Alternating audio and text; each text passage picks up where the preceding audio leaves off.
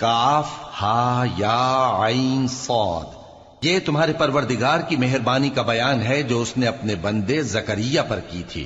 جب انہوں نے اپنے پروردگار کو دبی آواز سے پکارا اور کہا کہ اے میرے پروردگار، میری ہڈیاں بڑھاپے کے سبب کمزور ہو گئی ہیں اور سر سفید بالوں کی وجہ سے چمکنے لگا ہے، اور اے میرے پروردگار، میں تجھ سے مانگ کر کبھی محروم نہیں رہا، اور میں اپنے بعد اپنے بھائی بندوں سے ڈرتا ہوں، اور میری بیوی بانجھ ہے، پھر بھی مجھے اپنے پاس سے ایک وارث عطا فرما جو میری اور اولاد یعقوب کی میراث کا مالک ہو، اور اے میرے پروردگار اس کو خوش اخلاق بنائیو۔ فرمایا اے زکریا،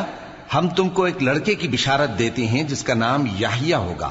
اس سے پہلے ہم نے اس نام کا کوئی شخص پیدا نہیں کیا۔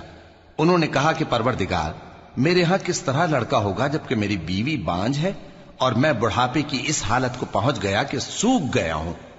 حکم ہوا کہ اسی طرح ہوگا۔ تمہارے پروردگار نے فرمایا ہے کہ مجھے یہ آسان ہے، اور میں پہلے تم کو بھی تو پیدا کر چکا ہوں اور تم کچھ چیز نہ تھے۔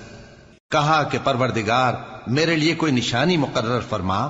فرمایا نشانی یہ ہے کہ تم صحیح و سالم ہوتے ہوئے 3 رات دن لوگوں سے بات نہ کر سکو گے۔ پھر وہ عبادت کے حجرے سے نکل کر اپنی قوم کے پاس آئے تو ان سے اشارے سے کہا کہ صبح و شام تسبیح کرتے رہو۔ فرمایا اے یحییٰ، ہماری کتاب کو مضبوطی سے تھامے رہو،